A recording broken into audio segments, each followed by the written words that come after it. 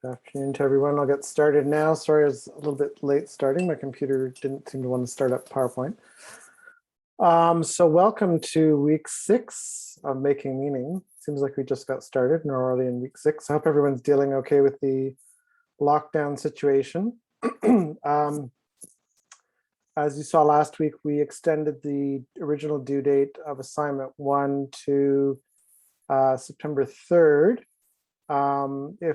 As I said at the beginning of the subject, if you're having any issues in meeting that deadline, please let me and or Joshua know as soon as possible so we can accommodate you.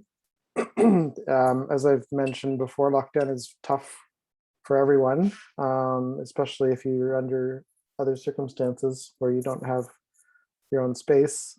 So please let us know if you're having difficulties. Okay, so I don't have to make questions from last week, anything general. Of course, the puppy has taken advantage of my not being able to pay attention to her to start pulling the cushions off the couch and pulling them around the room, but I'll deal with that later. Okay, so I wanted to continue this week with where we started last week, looking at issues around formal approaches to the study of semantics. So last week, we talked about the notion of truth, and we looked at different types of truth, and we brought up the notion of logic, and I talked about logical form, and I went a little bit into notation that's used in approaches to logical form. And so what I wanted to do this week was to get into a more detailed discussion of formal semantics. And I'm going to look at one particular approach, which is often referred to as model theoretical semantics. So this will get a little bit technical. And as I said before, this is not my favorite approach to semantics, and I had my own issues when I was a student with dealing with this. So what I've tried to do is make this as approachable as possible, but I understand if for some of you this the steel shutter comes down and you're not able to do it. But once you get into it, I think it can be fun and interesting, and it helps to deal with certain issues that arise in the study of meaning and semantics. So we'll look at the predicate logic, the formal notation that's involved in model theoretic semantics. We'll look at the semantics of logical meta-language. We'll talk briefly about how you can use this type of logical notation to talk about relations and word meaning. And then I'll get into a little bit of discussion around quantifiers and logical operators, because these are useful in trying to understand situations of ambiguity that arise, and you can use this to show how the ambiguity arises. Okay, so I've been talking in the subject about a couple of main approaches to semantics. One of them we could call the representational approach. And the idea behind this approach is that semantic analysis involves discovering conceptual structures. So the idea is that there's a conceptual layer that exists between the real world and language, and that when we're looking at meaning, the idea then is to try to understand what these concepts or mental representations are. So rather than looking at correspondence between language, meaning and language, and the real world, is what we're trying to do is to link up the meaning within language to this conceptual system that exists related to language, but it's intermediary between language and the real world. And this approach is normally associated with most approaches within linguistics to the study of semantics. Another approach, which I'm calling the denotational approach, is to say that the function of language is to talk about the world around us. So this is an approach that's normally taken within the philosophy of language and is prevalent in the study of logic and the formal semantics we're going to be looking at today.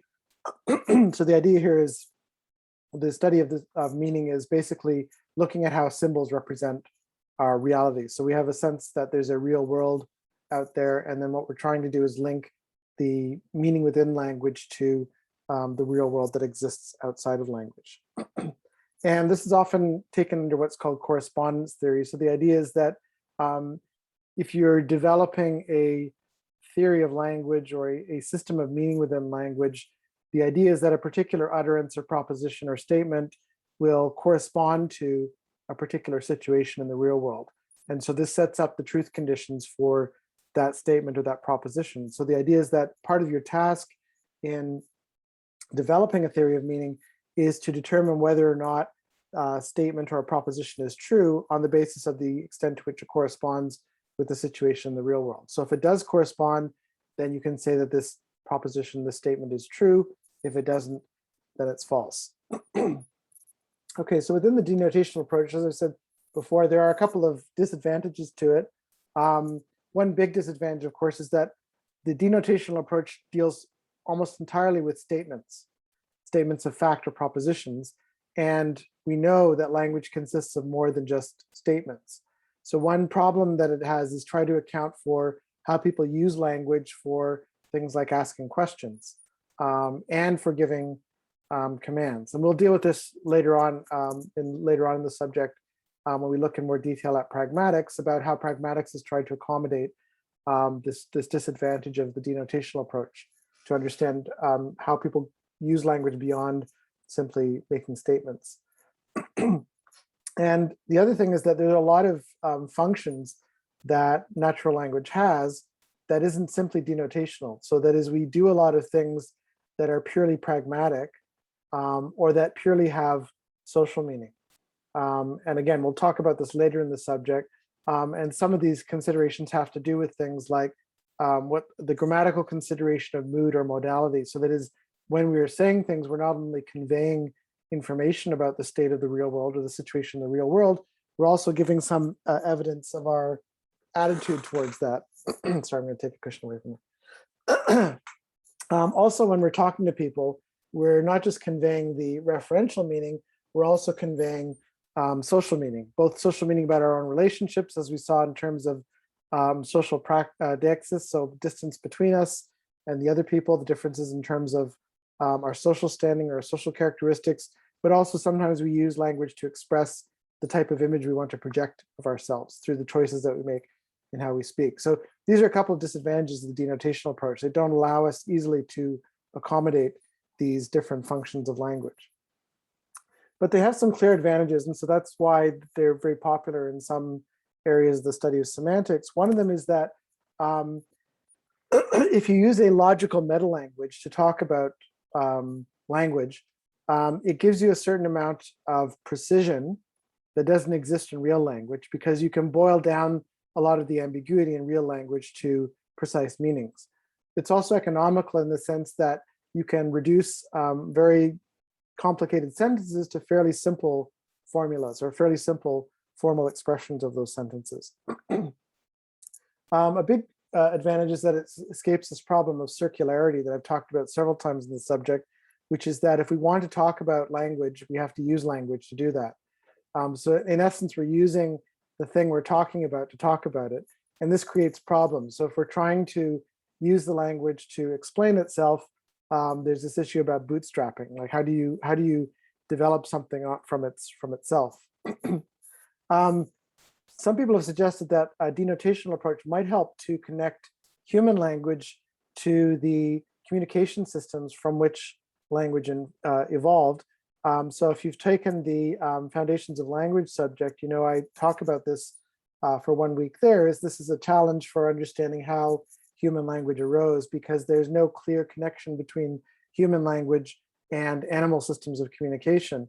But if we can think about animal systems of communication as being denotational in sort of a primitive sense, then this might help us to relate human language to animal language. So it might help us to explain the way that language evolved. Okay, so we're going to be looking at formal semantics, and what do we mean by that?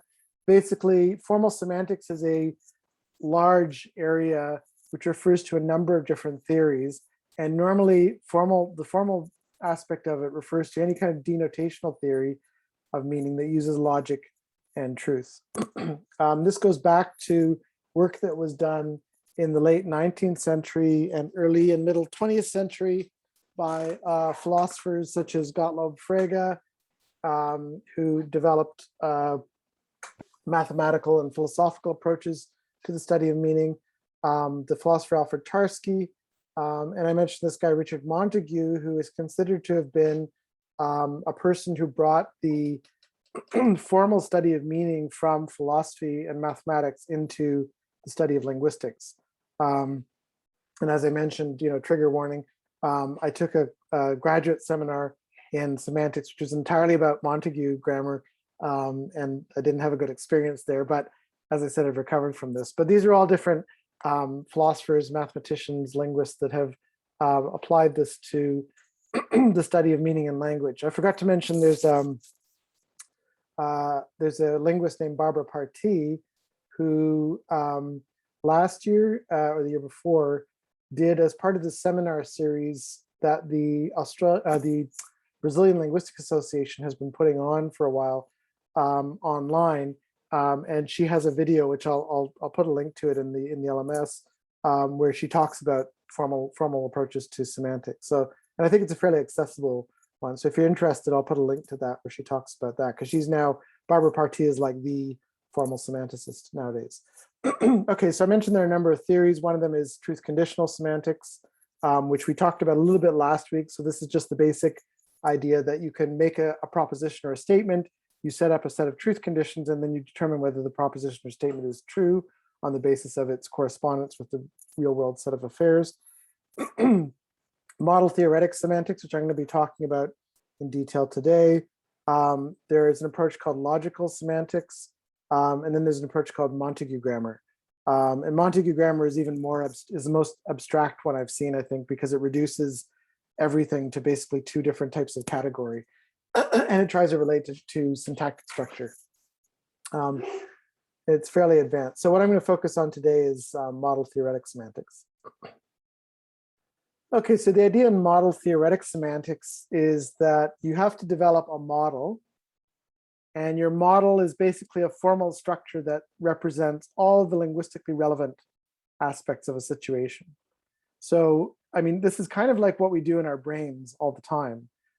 We like to think that we can see the world around us, but actually everything around us is just a model that we've constructed in our brain based on our senses, right? So it's not the case that the world appears exactly the way that we see it. It's just that through our eyes or our ears and our senses, we develop this model in our brain. So what we're actually seeing when we look at the world is this model in our brain. So basically, the model is the idea that this is a formal structure that you're using to represent the situation in the real world.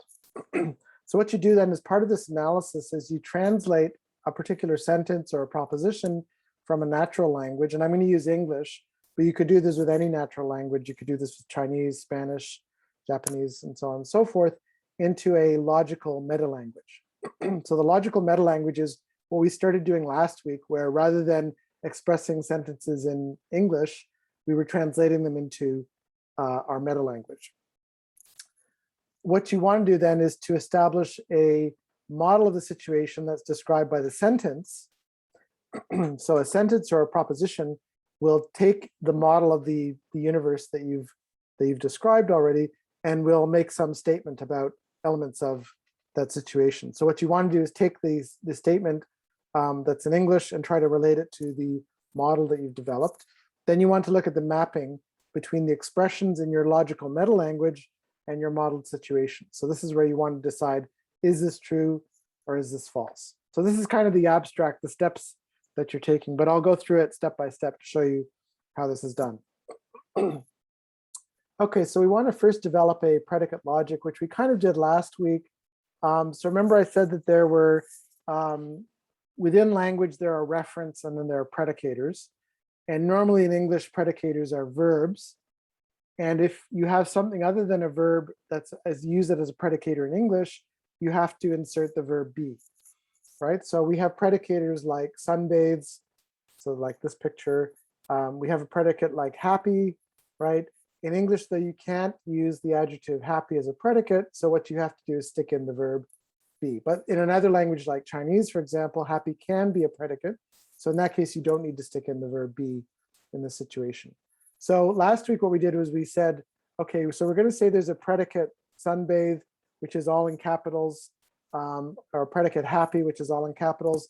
Here, what we're going to do is we're going to say we're just going to represent it by a capital letter. So sunbathe has the capital letter S, happy is the capital letter H. And so if we're setting up a model, we have to do this at the beginning of our model. We have to say in our model, the capital letter S is going to stand for the predicator sunbathe, and the capital letter H is going to stand for the predicator happy, or be happy. Then we have a set of reference in our model. And these are things that exist in our model, presumably in the real world as well. And these are normally lowercase letters. So we have one referent is Milou, the dog, and we have a referent for Gollum, the whatever he is, the degenerate hobbit, whatever. Now, last week what we did was we said you could place these in particular orders. So you could say something like MS for Milou sunbathes, GH for Gollum is happy. That creates a problem in the sense that how do you know which of these reference comes before and which of them comes afterwards? And is that really the important aspect of the relationship between these? Because word order is a bit language specific in the sense that, as we saw before, a subject in English comes before a verb, which comes before an object. In Japanese, though, the subject and the verb come, the subject and object come before the verb. So what we want to do is abstract away from these language specific orderings and just say what's important. And the most important thing is what type of referent, or what's often referred to as an argument, does this predicator require, right? So if we have something like Milou sunbathes, what we're saying then is that sunbathe is an argument that requires, is a predicate that requires one argument, a subject, and we're satisfying that by sticking Milou in here, right? Happy is a predicator that requires one argument, a subject, and so we're sticking Gollum in here. So we can say S of M is an argument of S, G is an argument of H. If you've ever taken any algebra or calculus, you'll recognize these as functions, right? So in mathematics, a function is some sort of expression that does something, and you stick in arguments for it to spit out some kind of output. So what we can do then is we can use this insight from mathematics and say we can generalize then to say that something like sunbathe is a predicator that requires one argument. And happy is a predicator that requires one argument. And we can leave the argument unspecified by using this variable notation X. So in essence, what it's saying is that in order to be satisfied, you have to fill in the X here. So if you have a predicator like sunbathe, you need to put in an X, a subject, right? So we're satisfying it in this sentence by sticking Milou in here. We're satisfying it in this sentence by sticking Gollum in here. So basically, what we're dealing with here are predicators that require one argument. And as we saw before, what that means is that this is an intransitive verb or an intransitive predicate, right? It doesn't have an object. It just has a subject. So that's an intransitive verb or an intransitive predicate. Okay, but we've seen there are other types of predicates as well. So how do we represent those? So if we have a situation of transitive predication, what that means is that there's a subject and an object, right? So if we have a verb like hold, what this means then is that the verb hold, which we're representing with the capital H, requires a subject and an object, X and Y. And I'm putting these in this order, but you could easily put them in a different order. And the idea is that this is not language specific. So regardless of whether this is English or Japanese, whatever the equivalent is in Japanese, then we would say that this is represented by this capital letter H. By the way, this capital is completely arbitrary, right? It's just a symbol standing in for this particular predicator. And we could put like a star or a cat face or whatever we wanted to in there, an emoji in there. The important thing is that this is a representation of this particular meaning, this particular predicator. Okay, so it requires an X and a Y. So what this means is that the predicator hold, or capital H, requires a subject and an object. So if we have something like James holds Milou, within our universe, we've defined H as hold as a predicator hold. We define Milou as lowercase m. We define James as lowercase j, and we can represent it this way. So if we're representing the proposition or statement in English, James holds Milou, we can put it into our predicate logic, our logical meta languages, H, capital H, J, and M. What about negation? So sometimes we want to make a negative statement. So here's where we can use our logical operators that we talked about last week. So we have this little hook here, which refers to negation. we have this upside down V, which is conjunction, or you can use the ampersand. We have the V, which is disjunction, the inclusive or. We have the V with the bar underneath it, which is the exclusive or.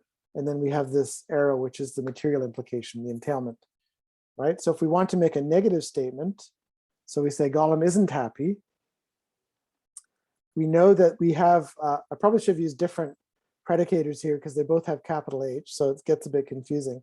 If you were doing an actual model, you'd probably want to say like H1 and H2 or find a different symbol for the two of them. But here what we would have is H for happy and G for Gollum, and then we would put the negator before it, right? Notice that, again, this is supposed to be not language specific because languages do this in different ways. English has this negator that occurs after, you have to have it after the verb be. The negator always occurs after the auxiliary, not after the main verb, whereas in other languages, the negator might occur after the verb, or the negator might always occur before the main verb. So the important thing here is that when you're translating into this logical meta language, what you're doing is something that's not language specific. So basically what we're saying is for the predicate H, where Gollum is the argument, Gollum is the subject, we're negating this. If we want to do something for a transitive predicate, so we want to say in the situation whether Gollum touches Sam, remember from the picture last week, Gollum was touching Frodo, not Sam. Gollum doesn't touch Sam. We have a predicator T, capital T, for touch. We have Gollum as the subject, we have Sam as the object, and then we put the negator before it. If we took the negator off, then the statement would be Gollum touches Sam. If we took the negator off here, we'd say Gollum is happy, right? So very easy to negate something within our logical language, not as difficult as in English, right? For those of you who learned English as a second language, negation is probably a little bit tricky in English because you have to learn about this not and where it can and can't occur. And then you get this contracted version of not under some circumstances. So much simpler in this situation because you just put the positive is negated by putting this little negation symbol in front of it. Okay, what about compound sentences? So remember that by the principle of compositionality, you should be able to derive the meaning of the entire proposition or the entire statement on the basis of the meaning of its components. So if I have something like Milou runs and James is tired, then what I can do is create a statement R for runs, and M, Milou, is the argument. And let's say our predicator here is tired. So I got that as capital T, and I've got J for James. And what I can do then to combine these is to use the conjunction and, right? So I can break this up into two statements, two predicates, Milou runs and James is tired, and I combine them into one sentence or one proposition through conjunction. What about this? So if I have a sentence like, if Milou runs, James is tired, right? So when we go out in the park and she runs around the park, I get tired. So essentially, this is an implicational sentence. We've got an if, then we've got a condition and an outcome. So we can use our implication, our material implication, our entailment notation here.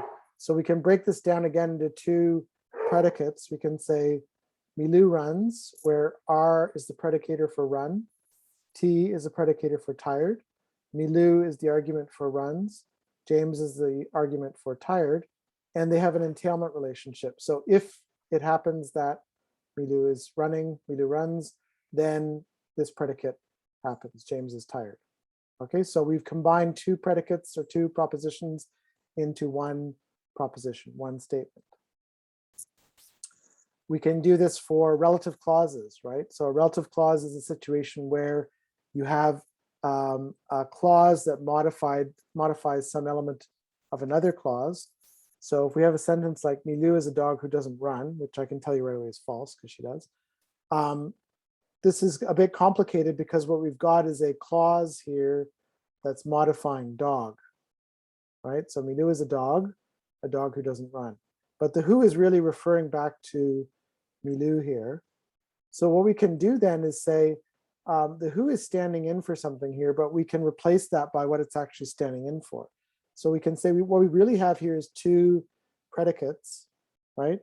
We have the predicate dog or be a dog, right? Which is this, and then Milou is the argument of that.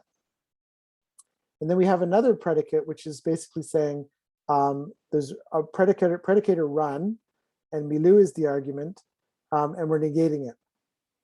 So we can look at this relative clause as a conjunction of the fact that Milou is a dog and Milou doesn't run.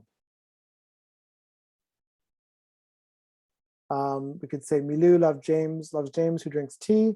So we've got a situation here where we have one predicate here, Milou loves James.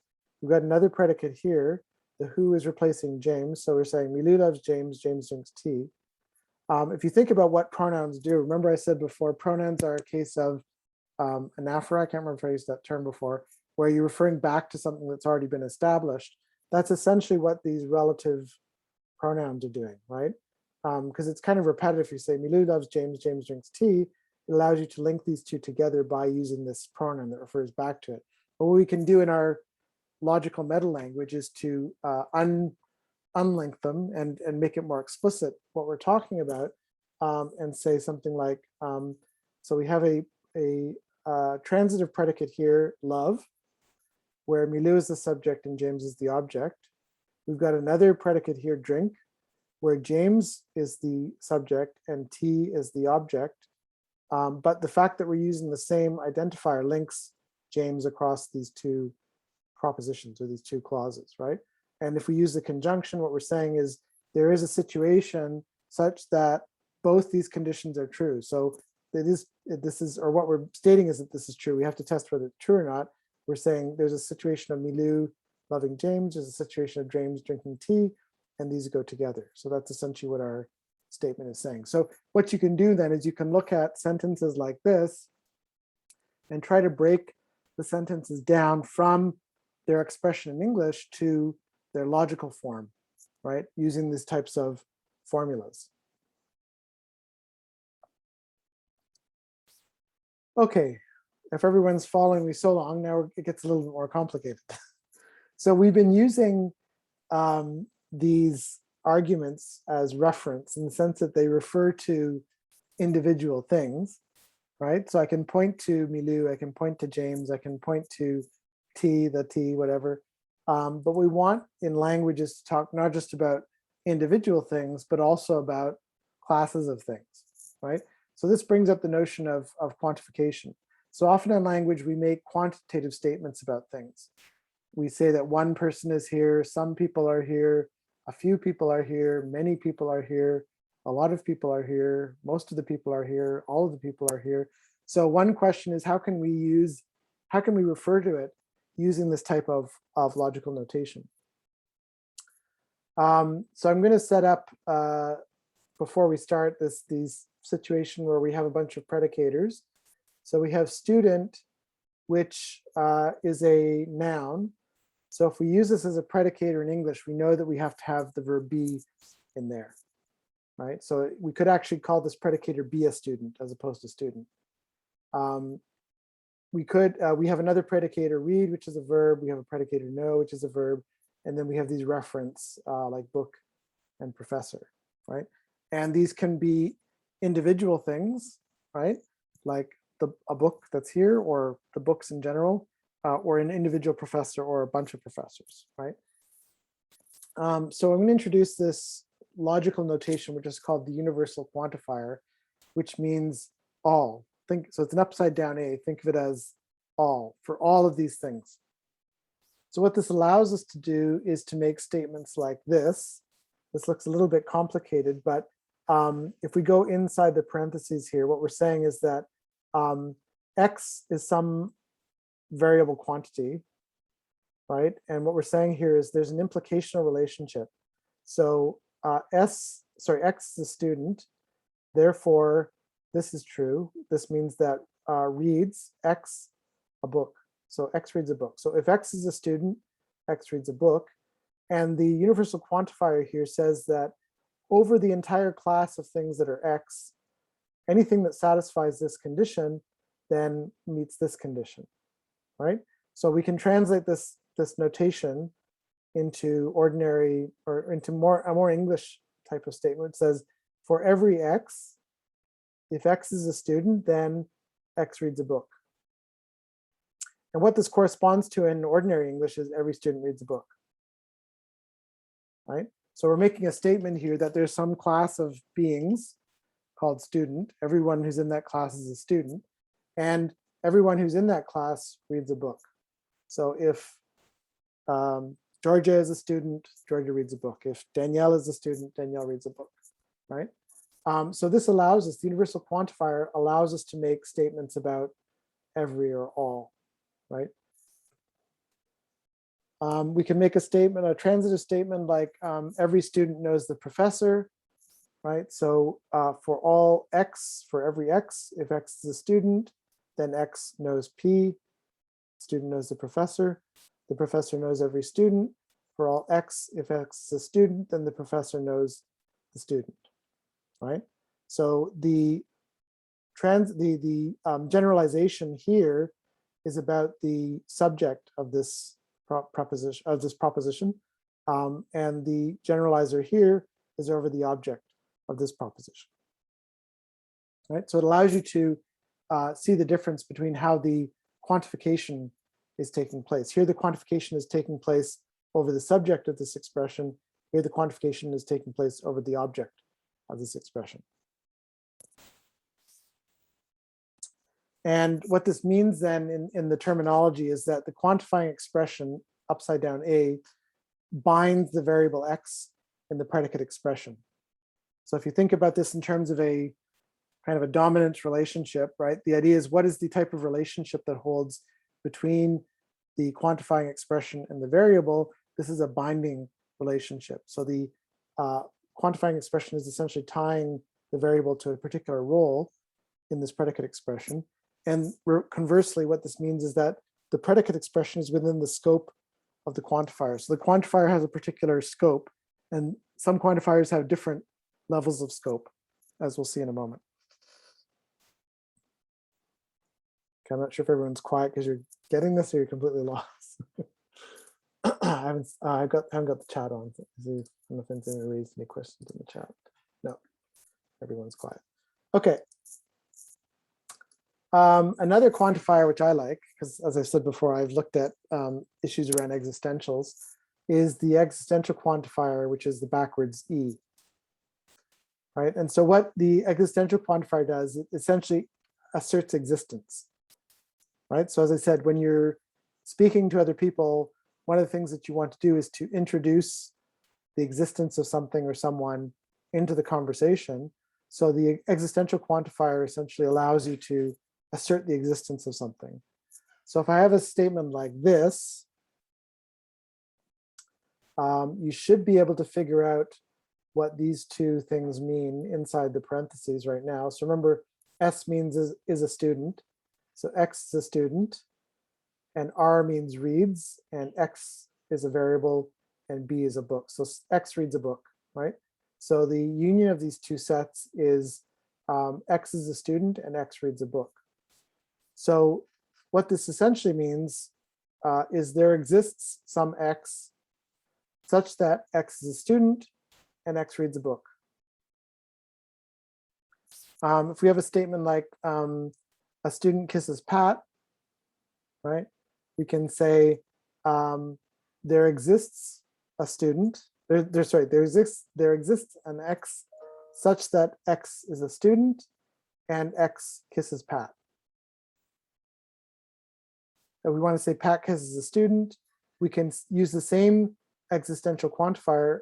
There exists X such that X is a student, but here we reverse the relationship. We're saying Pat kisses a student. So this helps us to understand the situation of definites and indefinites, right? So when we introduce something into discourse, as we've seen before, we tend to use an indefinite expression like a student. If we said something like the student, we already have established the existence of the student in discourse. We know which student we're talking about. Whereas if we are introducing into discourse, we say a student, then we use this existential quantifier. So a student kisses Pat, Pat kisses a student. What about negatives? So you might want to take a moment and think about what this would be saying. So this is the negation of this. The idea is that here X is a student and X reads a book. But here we're saying there exists X, but we're negating it. So we say there does not exist X. So what we're saying is not the case that there is an X, such as X is a student and X reads a book. So we're saying negative existentials means that there's no such thing. There's no student who reads a book, right? There's no X such as X is a student and X reads a book. So what we're making is a blanket statement. There are no students who are reading books. Notice that we can also express this slightly differently, right? Using the universal quantifier. So we're saying here, if S is a student, then X doesn't read a book, right? So this is the implication. If X is a student, it's not the case that X reads a book. And if we use the universal quantifier, what we're saying is for all the X, it's true that if they're a student, they don't read a book, right? So for every X, if X is a student, then it's not the case that X reads a book. So you can achieve pretty much the same situation or same type of statement using different types of notation. So it's possible to break down a sentence in English in different ways using different types of logical notation. Now, the whole point of this, why it's interesting and important for the study of meaning, is that in some cases you get ambiguity in the scope of the quantifiers. So that is, you get multiple potential readings or interpretations of a sentence because of the fact that in natural languages like English, sometimes it's not clear how wide the scope of the quantifier is. So I'll introduce some other predicators. So we have love, which is a verb, and V, which means visit, which is a verb, and B for Bali, the place in Indonesia. So if I say something like everyone loves someone, then this is a potentially ambiguous sentence. There are at least two readings you can have. So think about this for a moment. I should draw out maybe a nice little diagram. But one interpretation is everyone has someone they love, right? There's someone for everyone. So for each person, there is one person that they love. Okay, so how would we represent that in terms of our notation? So if we say love, right, as our predicator, there's a person who loves and a person who's loved. And then what we can say is we can use our universal predicator upside down A and say for all X, it's true. So for all of the subjects, it's true that there exists a Y, right? So for every person X, there's some person Y that they love. So what this means is that here, the universal quantifier, the upside down A, has the widest scope. It has the scope over the entire expression. We know this because it occurs first. Okay, but there is another reading which is possible, which is to say, Prue is asking if this is going to be an assignment this semester. There will be a question either on the assignment or the final test where you need to reduce statements to this kind of notation. So it may not get this complicated, but you should one question, maybe one or two questions, right? You could do it. Yeah. You'll have some practice in the tutorials. So the other thing is too, even if you're here right now, it would be good to go back and listen to the recording again just to go through it. As I said, what I've tried to do here is make this approachable by doing it step by step. And last year when I taught this, I think half the class probably ran off crying, and half the class got really into it. If you've ever done any computer programming, then this is a very useful exercise, or it might be useful to do this. And it might bring back memories of high school calculus or algebra, right? But here's the interesting thing. This is where I think it gets interesting. So it leads up to this point where basically it allows you to understand why you can get different readings of the same sentence. So the other potential reading of this sentence is that there's one person who's loved by everyone, right? So if you replace someone with Raymond, right, everyone loves Raymond. What this means is that there's, for all of the people in the world, there's one person that they all love,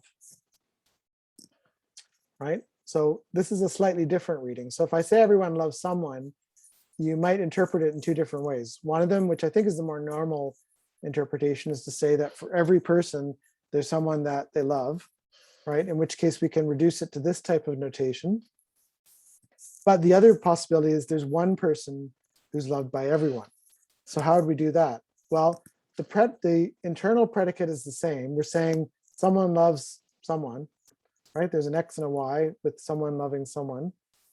But what we're doing here is reversing the quantifiers. We're switching around. So here we're saying there exists a Y, there's one Y, that it's true for all X, the situation that X loves Y, right? So what this means then is that by switching around the universal quantifier and the existential quantifier, we've changed the interpretation of the sentence. So this shows you that even though you have the same sentence in a natural language like English, there are multiple interpretations possible, but our logical notation allows us to pull apart the different interpretations, right? There may be other interpretations as well, right? But these are the two main interpretations. And the logical notation allows us to decide why that is the case, right? So this is why people who study logic, people who study philosophy love this, because it helps you to pull apart the ambiguity that exists in language to understand the differences. We can think of another example, like everybody didn't visit Bali, which I would have to think about for a moment to try to understand what that was saying. But again, it's a sentence that has multiple interpretations possible, right? So one possible interpretation is for every person X, it's not the case that X visited Bali, right? So for all the people in the world, it's not true that they visited Bali. So in this case, what we could say is that there is a situation of visiting Bali where you have a subject and Bali is the object. And you say that it's not true for all X. So we're saying here, the universal quantifier has wide scope over the negative quantifier, right? So it comes before the negative quantifier. What happens if we switch them around? So it's not the case that every person X visited Bali. What happens if we switch them around? Then, sorry, this is the second interpretation. It's not the case that every person X visited Bali. We can say, we can put the negative before the universal quantifier. So not for everyone, they visit Bali. So this would imply, this first part would imply that nobody visited Bali, right? For here, what this means is that maybe some people visited Bali, but not everyone, right? So if we make a statement like everybody didn't visit Bali, there are two possible interpretations there. It's like that old, there used to be an old advertisement, maybe it's disappeared now. No, was it nobody doesn't like Sara Lee? I always had trouble trying to parse that advertising slogan. Okay, so the last step then, what we want to do is to try to relate these types of formulas that we set up to some kind of situation to decide whether or not it's true. Okay, so you could decide, oh, that's easy. I can just say, you know, I can look outside the window and say like, yeah, I see that everyone has someone they love. I can see that there's someone who's loved by everyone. But within this model theoretic semantics, what you want to do is first set up a model and then compare your propositions to that model. So what you need to do is to set up some kind of model to allow you to make this interpretation. So you first need to identify this domain, or I think a universe would be a better term because they use the term, the symbol U to refer to this. So essentially think of this as setting up some kind of universe. So for example, there's a Star Wars universe, right? So in Star Wars, you have the Empire and you have the Rebellion and you have Darth Vader and you have all these characters in that. So you're setting up these entities, properties, relationships between them. Or you're doing this for the real world where you say there's a country named Australia and there are these people in it and so on and so forth. Then what you want to do is set up a function that assigns your symbols to the things that they're denoting. So this is what we were doing with these capital and lowercase letters, is saying that in this domain, the capital H will correspond to this relationship hold between X and Y. This lowercase m will refer to this dog, and so on and so forth. And so you have an assignment function, and this constitutes your model. So this is your model that you're trying to judge. So if you like formal notation, what we're saying is that the model consists of the domain and the assignment, the naming function. And then what we want to do is to interpret this. So say, come up with a match with the situation, either true or false. So 1 or 0. So what we're saying is that we have a situation or a sentence P in a particular situation V. And if it's true, then we have a value of 1. Okay, so this is how, these are the steps that we follow, but I'm going to give you a concrete example. And again, since meaning is compositional, what we should be able to do is, if we've got a complicated proposition that consists of more than one proposition, the truth value of that entire proposition is determined by the values of its parts. Okay, so I'm going to give you a specific model, which is Kath and Kim. Like I said, I've been trying to find culturally relevant models to talk about. I assume most people have watched Kath and Kim. If not, I recommend it. So within Kath and Kim, there's a whole domain or universe of characters and relationships that exists between and among them. So we have, as part of our domain, a set of individuals.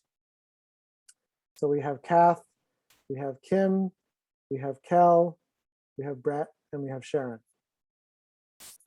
So what we want to do then is assign a bunch of terms to these. So for Kath, we'll say she's lowercase k, Kim is lowercase m, Kel is lowercase l, B is lowercase Brett, Sharon is lowercase s. Okay, so basically what we're just doing is assigning our symbols to each of these individuals within our universe.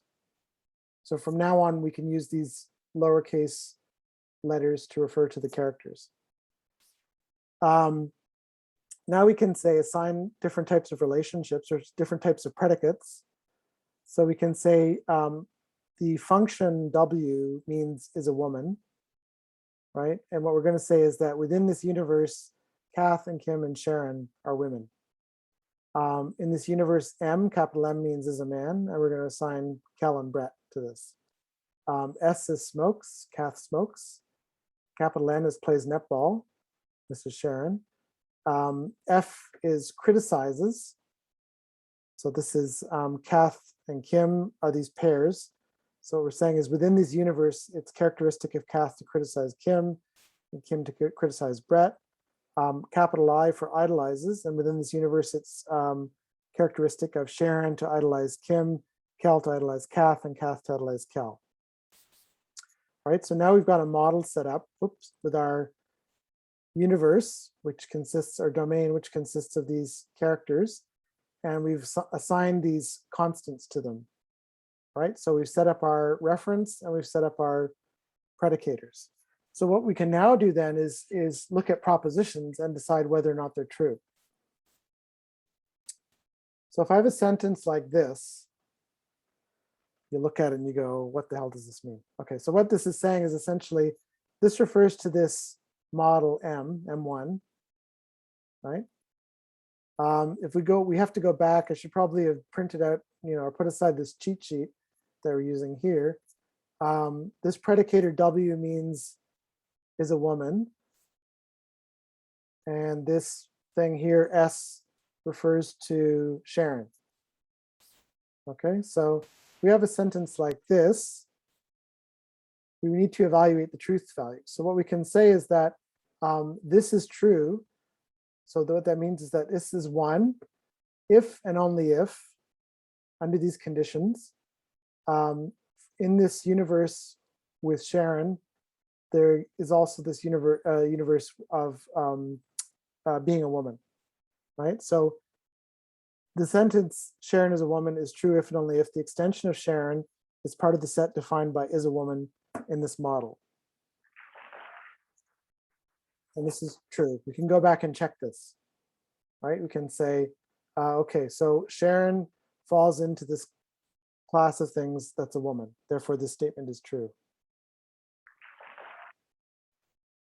Okay, if we have another sentence like this, we have to break this down a bit. So S is, what does that mean? S means smokes, and C means criticizes, right? This is where it's good to have multiple blackboards or multiple projectors. Yeah, C means criticizes. And so what this is saying is that Kath smokes. Hang on, Kath smokes and Sharon criticizes, who's M? M is Kim. So Kath smokes and Sharon criticizes Kim. Right. So what this means then is that remember if we have two propositions that are conjoined, that means that the entire proposition is true if and only if the two parts of it are true. So what that means is if we have a complex proposition, what we have to do is break it down into its components. So we can break this down into these two components. So what we can say then is that the truth value of this entire sentence is based on whether or not this is true and this is true. So if Kath smokes and if Sharon criticizes Kim, right? So the sentence Kath smokes is true if and only if the extension of Kath is part of the set defined by smokes, right? And we know it's true. If you watch the TV show, Kath smokes quietly or privately. The second part of the sentence we can say is true if and only if this set of things is true. We can go back to our model and try to figure out if it's true, right? And criticizes, Kath criticizes Kim, Kim criticizes Brett, but we don't see a pair where Sharon criticizes Kim, right? So what we can do then is go back to our model and say the sentence Sharon criticizes Kim is true if and only if the extension of Sharon and the extension of Kim are an ordered pair part of the set defined by criticizes. As we saw, that's not true. So even though one part of the proposition is true, the other part is not true. So in order for these two to be, this entire sentence to be true, since they're conjoined, both parts have to be true. Since in this thing only one is true and the other is false, that means the entire sentence is false. Okay, are there any questions so far?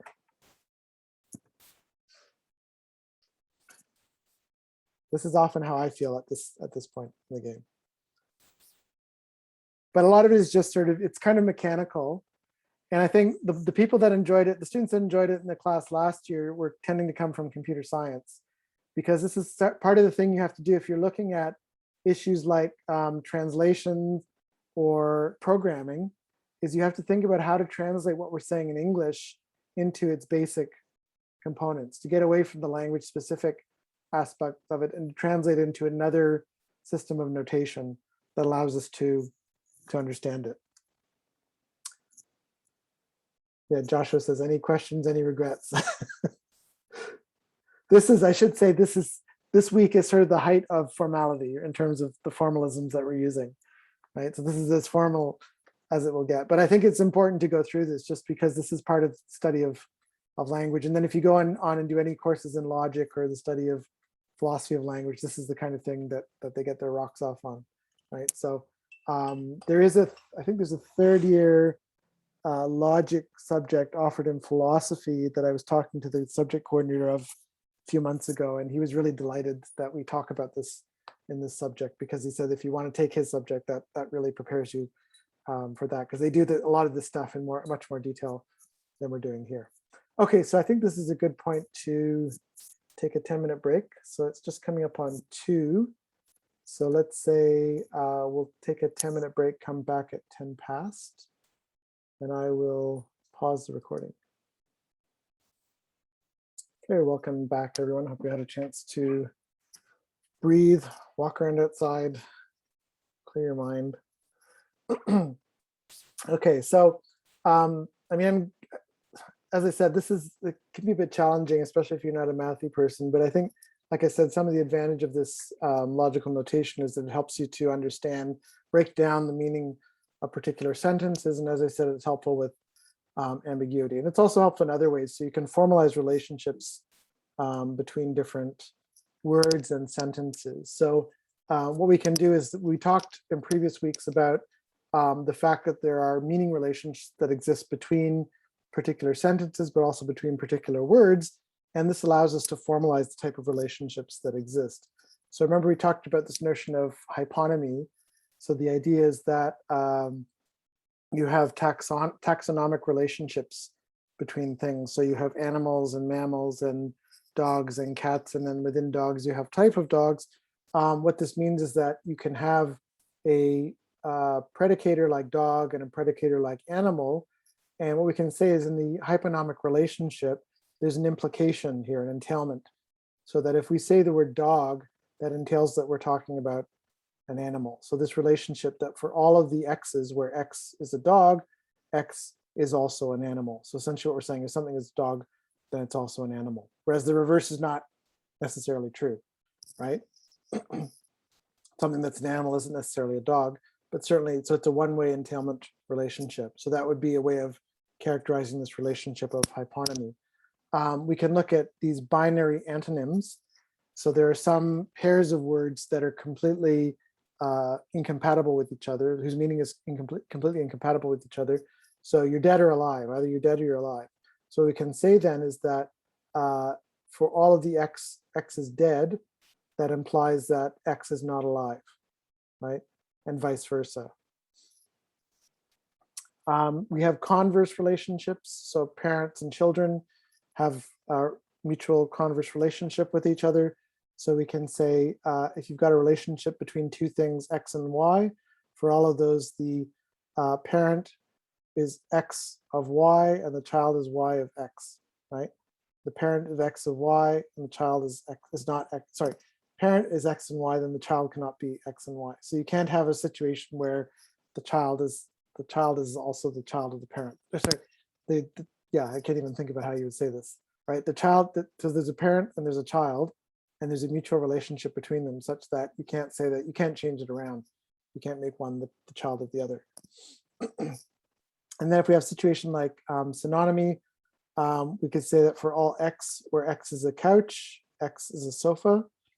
For all x where x is a sofa, x is a couch. This is true for me. I don't know if it's true for you. For me, the terms couch and sofa are synonymous, right? And then what we can say is that there's a mutual entailment between them. So we could use these three lines, which means that they entail each other. So for all x, if x is a couch, x is a sofa, and vice versa. I think I might have mentioned, maybe not in this subject, that in Canada we have an older term, Chesterfield, which refers to a couch or a sofa. So I actually have three terms that are synonymous for me. So couch, sofa, or Chesterfield are all mutually implicative with each other. Okay, we talked about quantifiers, and we were talking about all or nothing, but we often have situations where we're talking about more or less. So for all, we have all students are hardworking. This is definitely true, right? We can say that for all people who are a student, all are hardworking. We can say there's an implicational relationship here, but we can also say for one student is hardworking. We can say there exists an X such that there's a union of the sets of this student is, this X is a student and this X is hardworking. Okay, so this is the difference between all or one. If we want to say every, we can say something like everything is either matter or energy. So we use these colons here to describe this. So for all X, where X is a thing, it's the case that either X is M, matter, or X is E, energy. So it's an exclusive or. Sorry, inclusive or, right? If we have everybody, we have this relationship of for all X where X is a person, we can express this as for all X where X is a person, Chris loves X. Chris loves everybody. Then we have some, something, and somebody. So for there exists an X such that X is a thing. There exists an X such that X is a person. Okay, so we can start to modify these quantifiers in different ways using these different types of notation. Now, what if I want to say something like most students are hardworking? What does most here mean? This is where it gets a bit tricky because most, it's not a binary thing. It's not an all or nothing. And it's different from saying some students are hardworking. So yeah, Prue's pointing out it's the majority, right? So if I say most students are hardworking, it's more of a qualitative than a quantitative thing, right? In the sense that, if I said 51% of students are hardworking, does that mean most are? I guess technically yes, right? But usually we're thinking about like most is like the majority of people within a particular group. So this is kind of difficult to express using our notation we've used up till now. But we can think about most students as being a set of properties. So here's where set theory comes in helpful. So the idea is that when you have sets of things, you can describe relationships between sets. So there's a notation within set theory. You have these curly brackets here, which says this is a set, right? So if I say, I could make up a set of all the students in the class, and then I would list them all separated with a comma within this, right? If you've ever used like an Excel spreadsheet or anything like that, you know that you can set up a set within there. You can have an intersection of two sets. So that means they overlap to a certain extent. And you've seen often these Venn diagrams on Facebook probably about, anti-vaxxers and, other sets of people, things like that. So you may be more familiar with that, but this upside down U represents the intersection of a set. A and B means you have a union of the two sets. So the two sets coincide completely. Subset means that A is included within B and actually occupies all of B. So that means it's kind of like saying they're a union. And then this is A is a subset of B, a proper subset, which means that A was within B, but it's not all of B. Okay, and then A is not a subset of B. You put the slash through it. Okay, so what we can do then is try to come up with a formalization of something like most using this notation having to do with sets. So what we can say then is that the set of sentence is true if are hardworking. So this characteristic of being hardworking is an element of the set most students. So most A and B is true if the union of the sets A and B is greater than the difference between the two sets. Okay, so in other words, the things that the two sets have in common is greater than the things that differ between the two sets. So that's a fancy way of saying the majority, right? So most A are B is true if the set of things that are both A and B is greater than the set of things that are A but not B. So we can restate all as saying all A and B is true if A is a subset of B. So that is all students are hardworking if the set of students is a subset of the set of things that are hardworking. Some A or B is true. So some students are hardworking is true if the intersection of A and B is not equal to 0. So that means there's some overlap between them. And then no A or B is true if and only if the union intersection of these two sets is 0. Right, so these are two circles that don't interact. So the set of students and the set of things that are hardworking don't intersect at all. Right, so all and some and no are accounted for using these different terms, and most can be accounted for using this other. This brings up this notion of what are called negative polarity items. So there's certain words in English that can only be used in certain circumstances. So ever, any, and yet seem to depend on the presence of negation. So you can't say something like she ever eats dessert, right? Or there are any people here. right? Or he's done that yet. I mean, to me, they sound bad. I think there's an anymore which can be used in the States under some circumstances, which always sounds unnatural to me. But this is there's certain, these elements like this that only seem to be able to occur with negation are referred to as negative polarity items. So any, ever, and yet. You can use them in questions though. So does she ever eat dessert? Are there any people here? Has she arrived yet? Right? So it's not only in negation, it's also in questions, but you can use them in statements. So this seems a bit odd. There are certain quantifiers that seem to also allow the negative polarity items. So there are a few people, no, there are a few times he's ever come. Nobody has arrived yet, right? So they seem to show up under certain circumstances and with certain adverbials. So these negative polarity items, I bring these up because these have figured in quite a lot of discussion in semantics about how you account for this distinction in English. And some people have suggested maybe it has to do with the entailment patterns between sets and subsets of things. So people talk about upward entailment. So that means that if you have a subset of something, it implies a set of something. So what this means is that if you have a quantifier that upwardly entails, so some and every are positive in the sense that if you say everyone is driving home, that means everyone's driving. So if it's true that everyone's driving home, it means that everyone is driving. And so people talk about this in terms of what they call monotonicity. And so these are monotone increasing. And then we have downward entailment where the set of things entails things into subsets of things, right? And you can think about this in your, if you're setting permissions in your computer folders, right? It always asks you, do you want to set this permission for the subfolders? And you can either say yes or no. So if you're saying yes, you're essentially downwardly entailing, right? So if we say nobody is driving, it means nobody's driving home.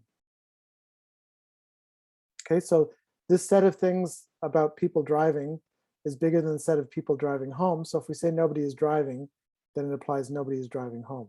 So the set entails the subset. And here, the subset that everyone's driving home implies that everyone is driving, right? So this is called monotone decreasing. So what people have pointed out is that you only tend to get these negative polarity items with these downward entailing expressions, right? So this helps to explain why you get these negative polarity items in English. What I think is more interesting is you can start to include discussions in this notation about speaker attitude. So there's some contexts where whether or not a statement is true is independent of the truth of the entire sentence.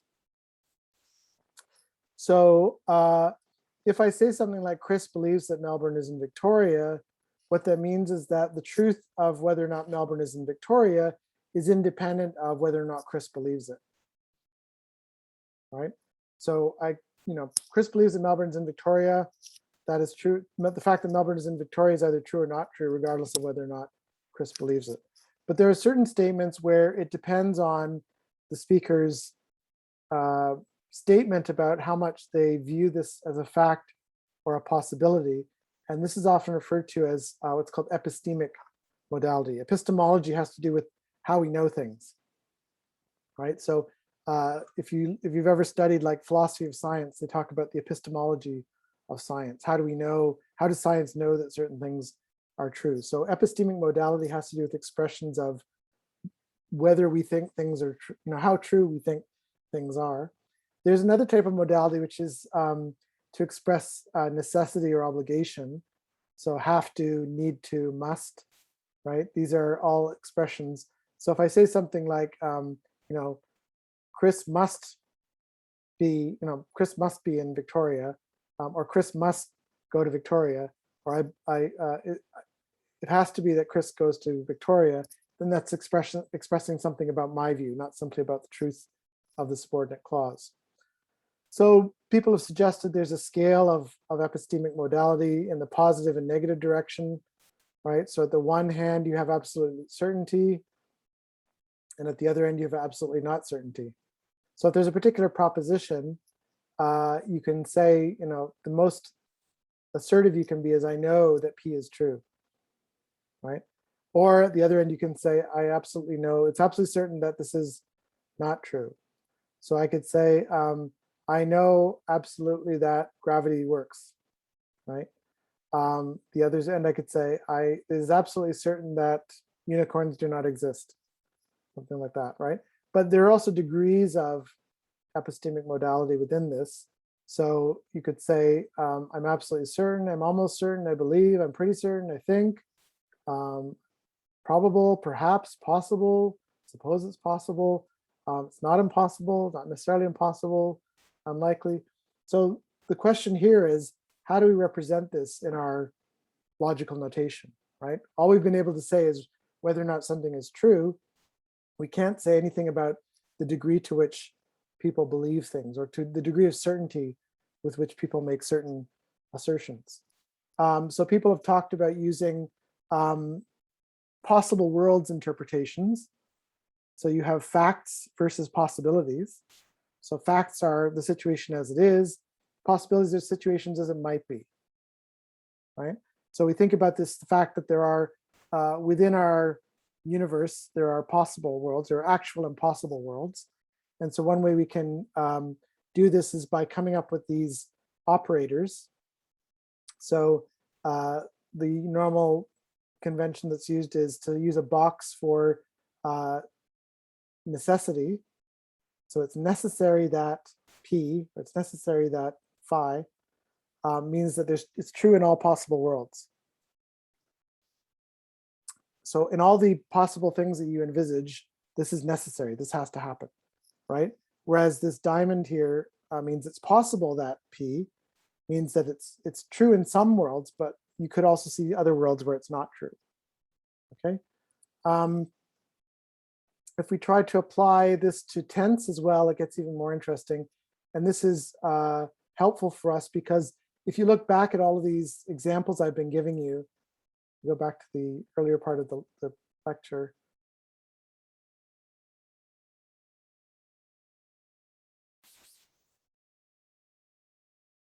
And I've set up these sentences, I've been trying to be as tense neutral as possible.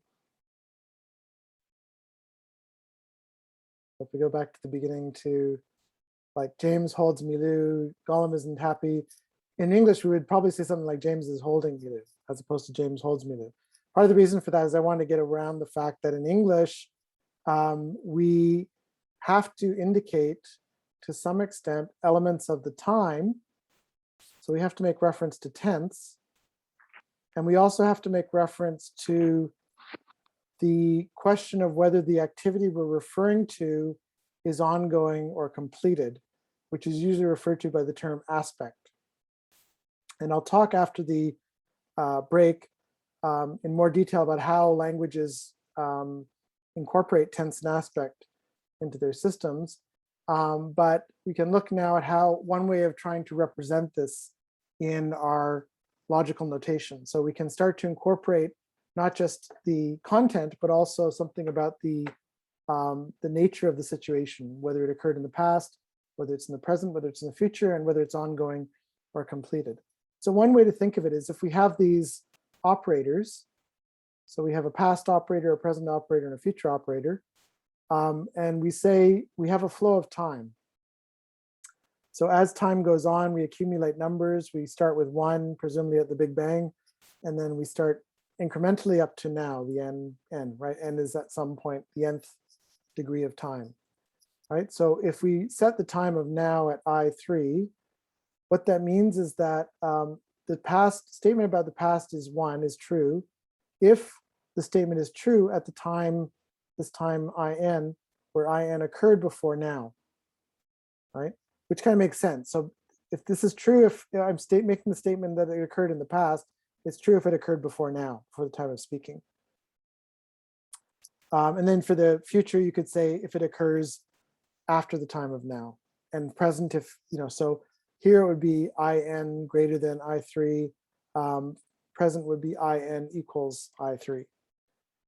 For aspect, we can look at a perfective, which means the event is complete. or we can look at an imperfective, which means the event is ongoing. And here we can think about it as an interval of time. It's true for the interval of time k, I3 to I7, right? So it depends on whether that I3 to I7 is occurring or over. So what this means is that we can make a statement about something. So let's go back to our Kath and Kim example. So remember that N means play netball, and S refers to Sharon. So I've got this present tense operator. So what this means is that the Sharon playing netball is true at the present time of speaking. So what this means is that Sharon plays netball. Now I could also have the past operator, which means the event of Sharon playing netball occurs before the time of speaking. So that means Sharon played netball. So future, that means that the event of Sharon playing netball is going to occur after the time of speaking. So this would translate to Sharon will play netball. Okay, so this allows us to incorporate the tense into the sentences we were referring to earlier. So now what I would do is, if I would go back and redo this lecture with you next week or 2 weeks from now, which I won't inflict on you, is I might go back and say, I'm going to modify all of these sentences that I showed you to incorporate tense as a factor in this. So you know whether it's Sharon played netball, Sharon played netball, Sharon will play netball. Danielle is asking, the past, present, future symbols are all the same. You can come up with any past, present, future symbol you want to here, right? So I'm using the word present or past or future in bold, but you could come up with a symbol like cat face, emoji, whatever you wanted to put in there, right? The idea is that we defined here what each of these means on the basis of this flow of time. So now when we apply it, that's what this is referring to. Okay, for aspect, this is where it gets a little bit more interesting. So in English, we have a distinction between Sharon plays netball and Sharon is playing netball. And try to explain to someone what the difference between these is. Normally, the idea is that the is playing is an ongoing event in the present. So in English, if we're referring to something that's happening at the time of speaking, for most verbs, we have to put it in this is playing, is verbing structure. So what we're essentially saying is that we're viewing this as an imperfective, as an ongoing event, as opposed to a completing event. When I say something like Sharon plays netball, what this means is that she may not be actually playing it at this particular moment, but this is true at the time of speaking, that she generally does this, right? So it's not ongoing, but it is true. So what we can do then is say, we have within the present an imperfective situation, right? So Sharon is playing netball. We could also say this in the past, Sharon was playing netball, and we could put it in the future, Sharon will be playing netball. In fact, and so what we would do then is, instead of present here, we would have past, imperfective, and then the proposition. We would have future, imperfective, and then the proposition. What if we put the perfective in here, right? So at this time, it's true that the act of Sharon playing netball has completed. So this is where the English present perfect comes in. Sharon has played netball, right? So the idea here is that it's not true at this particular moment in time that she is playing netball, but this is true of the past, of before the time of speaking, right?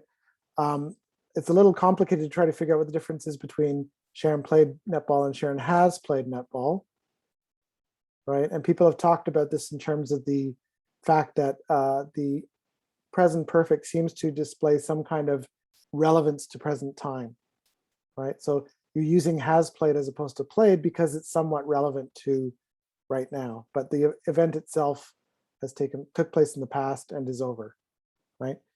We could also look at past perfective. If you know anything about English grammar, then this would refer to the past perfect, right? So Sharon had played netball, and this is usually made with reference to some previous point in time. So before Kim came home, Sharon had played netball. Okay, so using these types of operators allows us to come up with all the different distinctions within the verb that's expressed in English. Now, if you're dealing with other languages where the tense gets a bit more complicated, tense and aspect may get more complicated, may become even more complicated than this. But the point of doing this is just showing you that within our logical notation, we can actually identify not simply these truths that are true for all time, but true for intervals of time or in the present or past or future. If you've taken any classes in syntax, for example, oftentimes these things are introduced as nodes within a syntax tree, for example. But this is another way of looking at it is in terms of these things that are essentially acting as operators on the proposition. And here you have operators on top of operators, and maybe you have operators on top of operators on top of operators. Okay, but I think this is useful to look at in the sense of trying to figure out how we express these differences in terms of logical notation. Okay, are there any questions about any of this? Might be a bit overwhelming.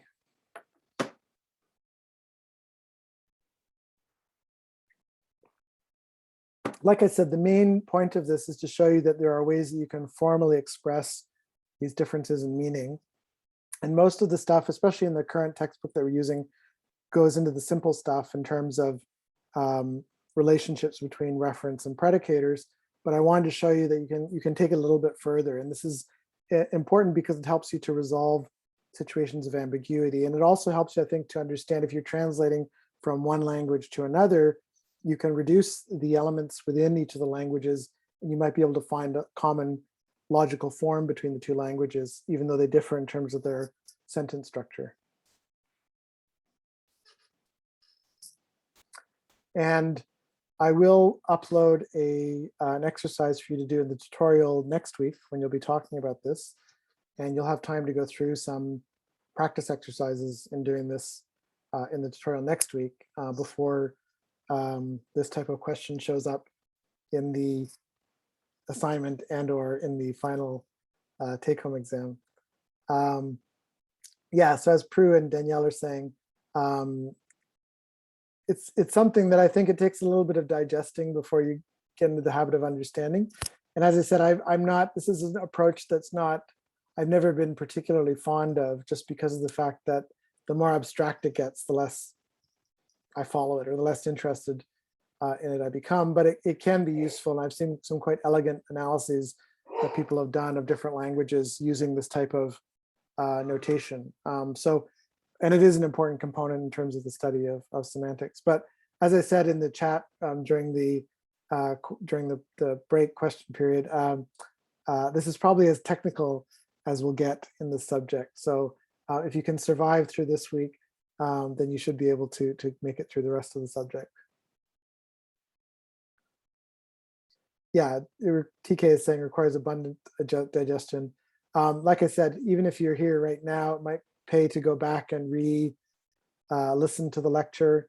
The reading I gave you from the other book for this week goes into a lot more detail than I will here. So don't worry if you don't get everything that's in that reading. The main takeaway points are the ones that I've covered in this. And even at the end, I would say that stuff I've talked about at the very end really isn't that crucial in terms of understanding this. It's just that I think as someone who's done a lot of work looking at tense and aspect in languages and primarily in English, I think it's very useful to try to understand what these distinctions are and how it's instantiated, not just in English, but in other languages.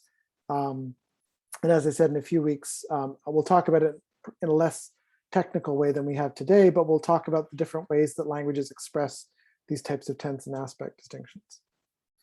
So is this going to continue, James, next week or? No, so next week is our study break, right? But then what we'll do when we come back from the break is a slight change in gears where we'll look at words. So we'll look at the meanings of words and the components of the meaning of words. So this is sort of the most technical that we'll get in terms of doing this analysis here.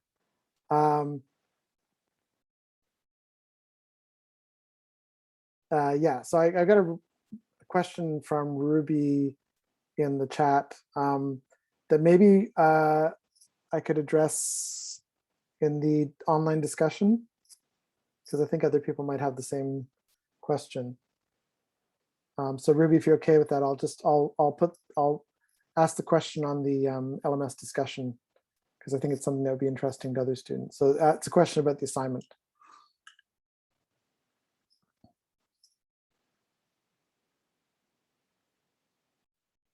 Okay, if there's no other questions, then we'll stop there. And as I said, so next week is our break, and we have, we'll change slightly and we'll talk about lexical semantics, so the meanings of words.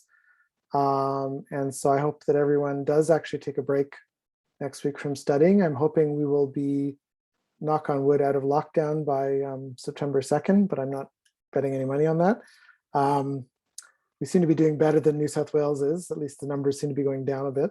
So I'm hopeful that we can do that. But in the meantime, recommend taking some time off, taking a walk if the weather allows it. And as I said, if you have questions or if there are concerns about the due date for the assignment, then please let me and or Joshua know about it. And as Milou says here, hope you have a good break. So see you in 2 weeks. Thanks, James. Thanks, James. Thanks. Thank you.